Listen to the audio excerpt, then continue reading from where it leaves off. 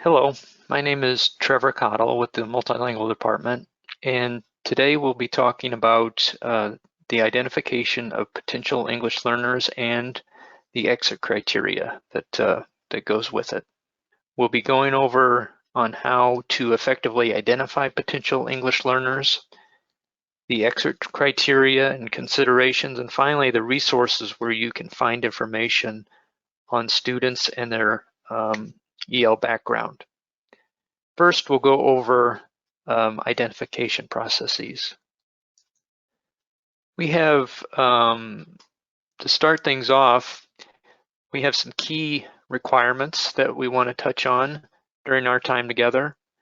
And in general, these points are for all schools to appropriately implement and identify potential ELs using the Home Language Survey, and then also by utilizing the screener on those students who are potential ELs. And then once they are identified, making sure that parents are notified and that the provision of language services are available to those students.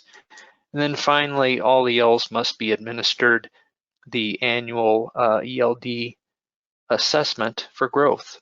And that would be the access for ELLs or the alternate access on an annual basis. We have two critical steps in the initial identification of English learners. These steps must be followed for all students, and every student should be administered, or every family should be administered, a home language survey when enrolling in a public school. For students identified as potential ELs based upon the responses of the HLS or Home Language Survey, a district must use the state-approved screening instrument to conduct an individualized assessment of the English language proficiency. Students not meeting ELP criteria are identified as English learners and shall be provided services. Districts can follow the processes outlined in the subsequent slides to ensure they are meeting the two steps listed here. This is an example of a home language survey, and it was designed by us here at ISBE to align with the federal requirements. This example includes the required elements. It's marked in bold, also in the boxes here. And the two questions are specified under federal guidance, and they are in our Illinois rules. And then also there's a space for the parent guardian signature as well.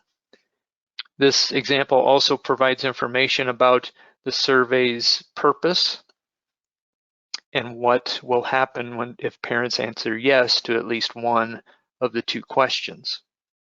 ISBE recommends including this explanation and any other information that will help families complete the HLS accurately. Please note that the HLS must be administered in a language understood by the parent or guardian enrolling a student at a public school. Translations in 40 languages are available on the ISBE website. It is important that if there is a question about the home language survey, or if it is perceived that the parent has some confusion about it, that it is addressed by the district and clarified by the district. Based upon the responses of the home language survey, if the answer to either question is yes, the child is a potential EL and is screened for EL services using the screening instrument approved by the Illinois State Board of Education. And we'll be looking at those approved screeners in a moment.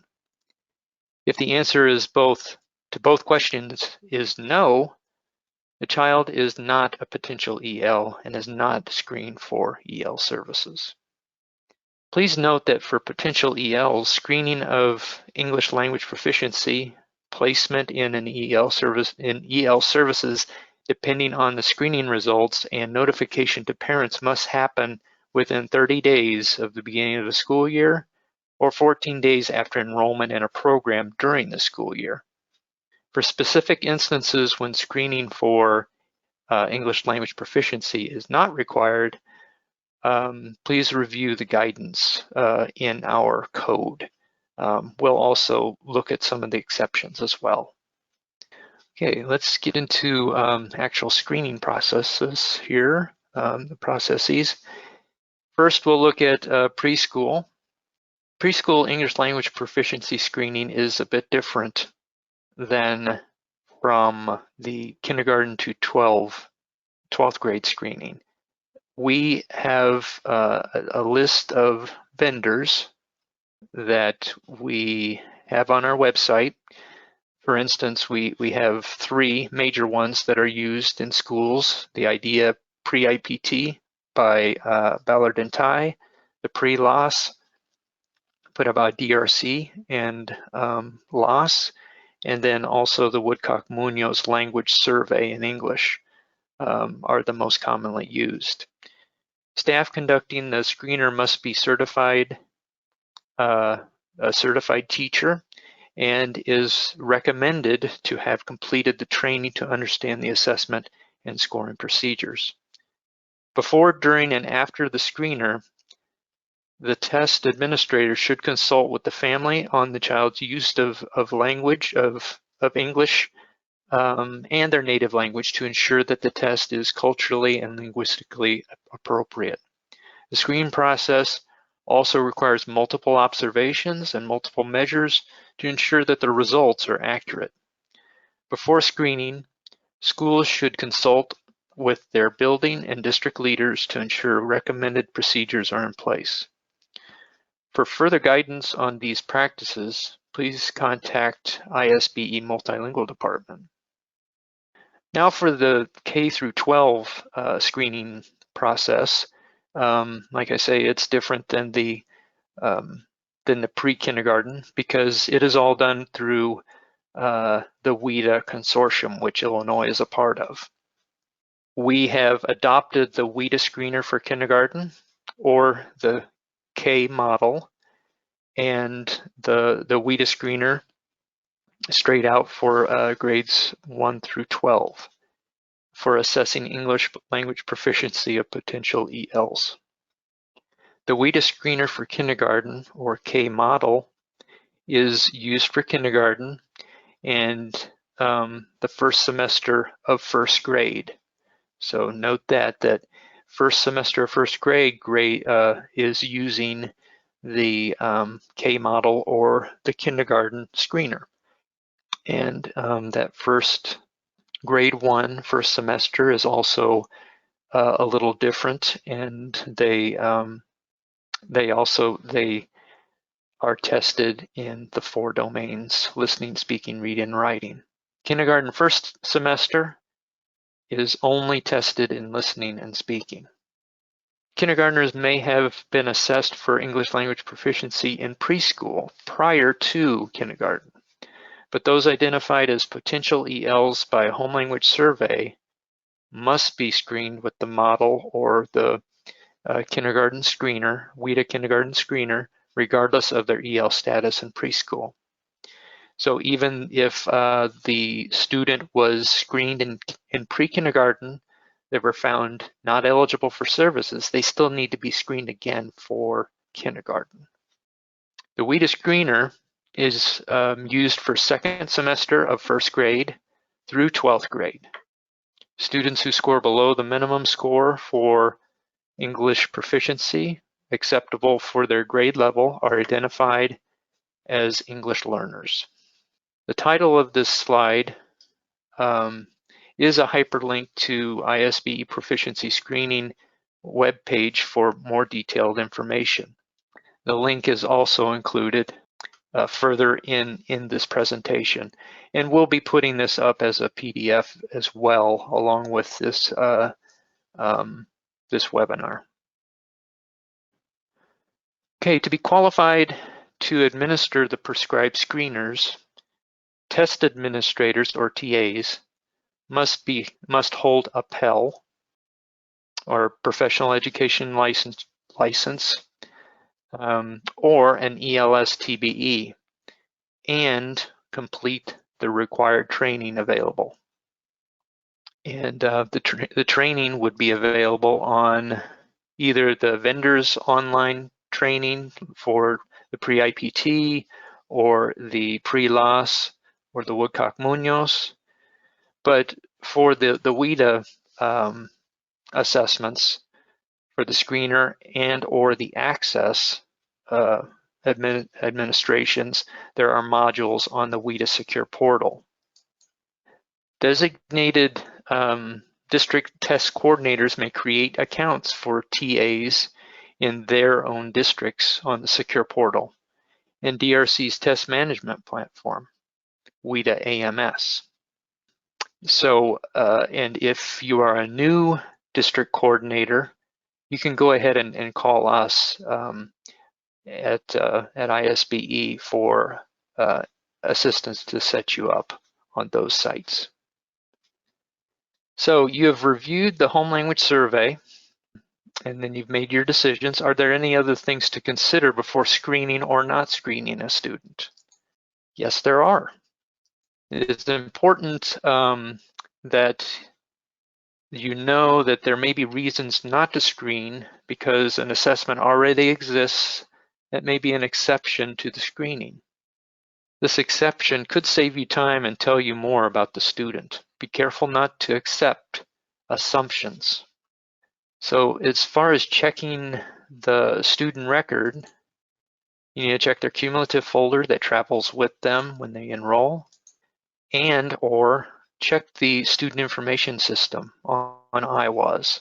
And that is a good location to find out if the students are EL still, if they have a screener, if they have a current access score. And I know at the beginning of the school year, it's tough to find, to connect with that information. So you can call us and we can give you a straight yes or no if they're EL or not. We can't give you individual scores, but we can certainly help narrow down if they're EL or not. So as you're going through their record, you might keep in mind these exceptions to screening. So you might not have to screen if access for ELL's results are from the previous school year and they're available. You don't need to screen. Screening results from the last 12 months are available. And of course, if the student has previously demonstrated proficiency on the screener for access for ELLs, you don't have to screen it as well. And this last one, this is a little bit more involved. The Illinois Administrative Code for 22815E1C. And we're going to go over that in a little bit more detail now. So for 228.15E1C, this exception may apply to the student if all of these criteria exist, and they all must be true for the student to be exempt from screening. If one of the criterion is not met by the student will need to be screened with the prescribed screener. This exception applies to grades 3 through 12. Grades K through 2 would not have statewide content area assessments or nationally normed content assessments. Progress monitoring and local assessment results would not apply to meeting the last criterion. So if the student was never identified as an EL previously, they did not receive any services from the last school year, and they met the state standards in reading and math on the most recent state assessment or on a nationally normed assessment. So that last one is the higher bar that a district will have to see that the child has met.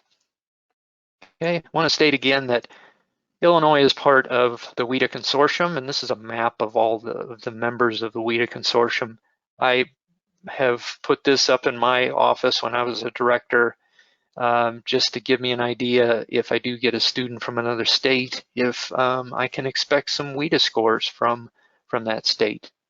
If the student is from outside of the WIDA consortium, they will need to be screened, even though they may have met their state's English language proficiency assessment minimum proficiency results.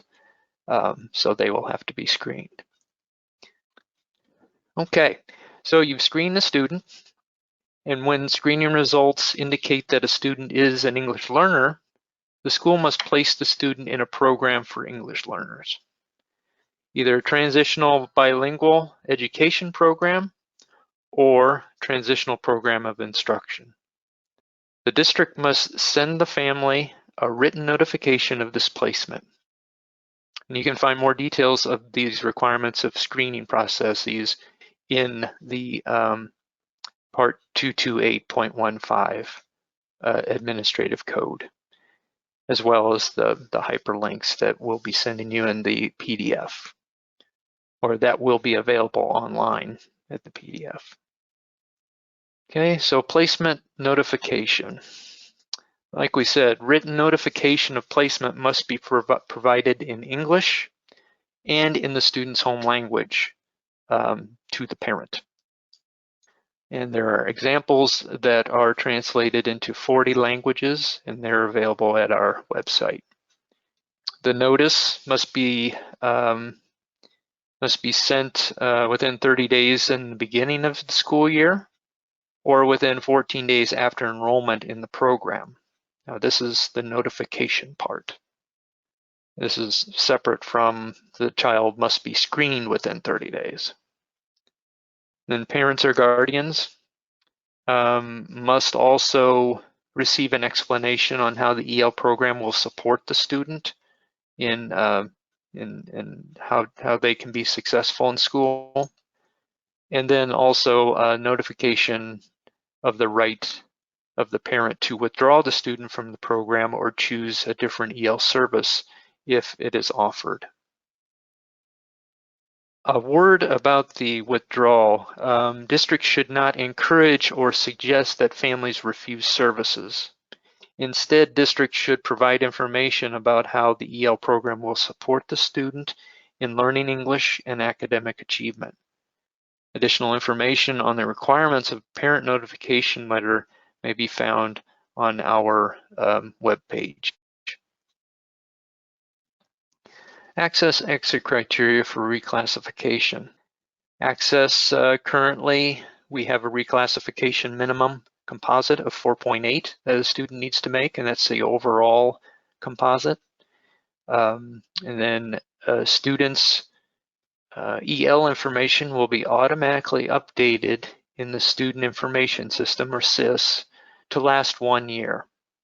And then the student will have a flag also on their EL information stating that they are former EL. This is very important, that districts need to really review their procedures and ensure that those students who reclassify are switched to EL No in the local system. If they are not, and then a year later they're uploaded into SIS and it's still EL Yes, the SIS system will recognize only the district's designation, and they'll be switched back to EL Yes and pull back into the testing cycle. So please make sure that your local system is also reflective of their reclassification. A word about if a student exits prior to their required 3 years in an EL program. If a student achieves a score of 4.8 or higher in the Access after less than 3 years in an EL program, then they are entitled still to finish out their 3 years. They must have a parent notification indicating the right of the student to complete the 3 years of support. Parent permission in writing to transfer the student out of EL programming is required. So if a student exits in year 1 or year 2 of their programming, then then the remainder, they are entitled to that. And if the parent doesn't want that, they will come in and say so in writing, and we can take them out. If a student remains in the program, they receive services but are not EL, and they do not have to take access again, and they are not included in the count for funding either. These next slides are going to be some guidance on where to find information and where things are located on our website. First off, this is our multilingual website, and where to find the identification and placement information is as follows here. We also have a link down below that you can hit too. So if you, on our website, you go into English Learners Bilingual Education, and that'll take you to another set of tiles, and you'll need to go to EL enrollment. Then after that, you have the three tiles of identification, placement, and assessment. Identification is where you're going to find, all the screening information and home language surveys as well. In identification, there's several drop downs where you can find your information. Okay, that's basically where to find identification and placement. Right now, we're going to switch gears again and go into some of the elements in IWAS, specifically SIS, and how to get there. So your superintendent then can give you permissions, I hope, that you'll be able to go into SIS and see information that is crucial to doing your job, to making sure that those students are able to get the services they need and they're identified properly. So you go into system listing, and then that'll take you to the system listing. And in the system listing, you'll see a student information system statewide. And that you'll click on that, and that'll take you to the dashboard. And then you have all sorts of reports and links on the left-hand side. And we're going to go over first what's in the dashboard. You'll see the screener information, and that tells you if you have to have students that need to be screened, it will produce a report for you. Now we're going to look in specifically in reports on this sidebar over here. And in reports, it gives you several options, but you're going to go into bilingual. And bilingual, it'll drop down and gives you even more reports. So you have the EL screener report, which would help you identify those students like the one on the dashboard. Also, the access score report to determine if the student, what their scores are in their cohort or in their district of that certain year. And then the former EL student report too is also very helpful in determining if they need services. Also in reports, you can go to individual and click details. If you have the student's SID number, you can put that in to the box above, and then it'll produce the student's basic information. And then you need to click assessment data and scores. And then finally create a PDF report down at the bottom. Once you click that, a score report will come up, and you'll be able to see if the student has any access record, and then you can easily see their composite scores for that certain year and determine if they need to be screened or not.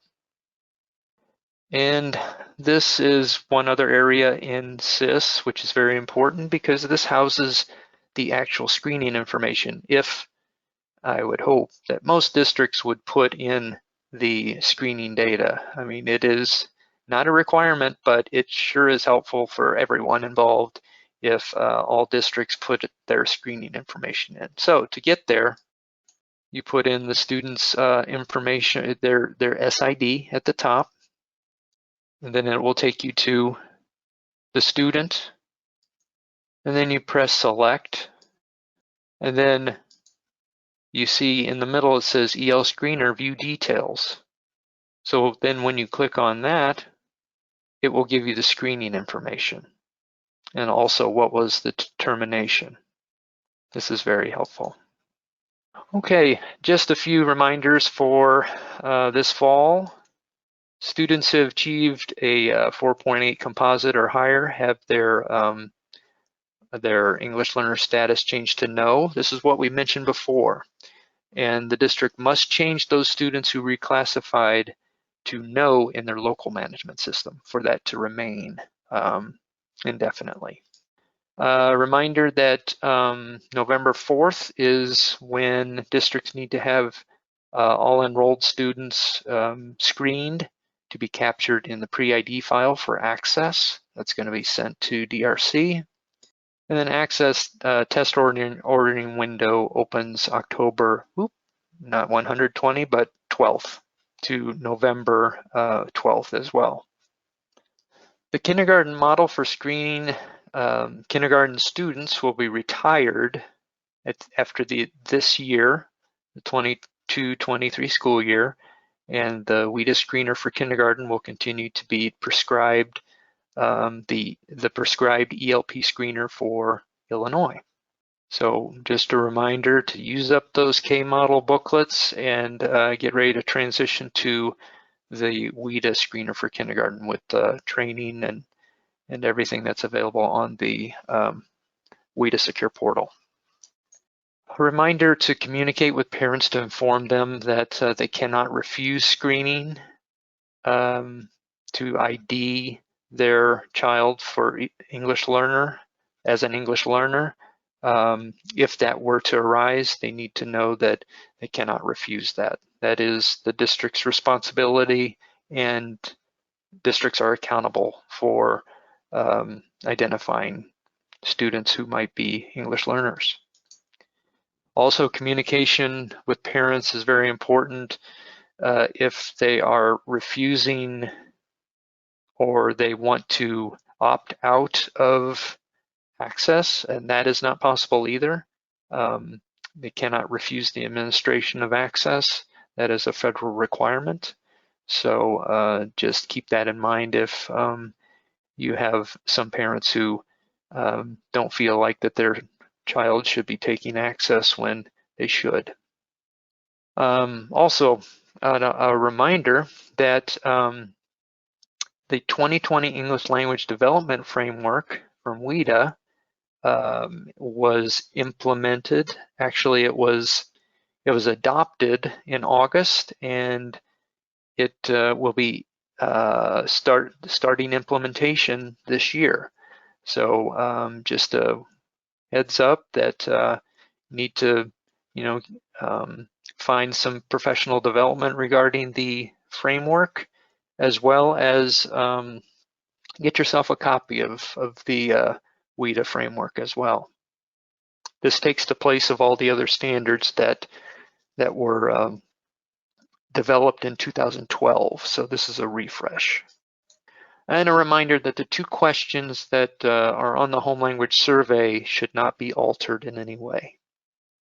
And with that, thank you for your attention. And here is my information, as well as Barry Pedersen, who is the access coordinator for the state. Both he and I work together to provide technical assistance to districts who might have questions regarding screening or access questions. So with that, that concludes the presentation.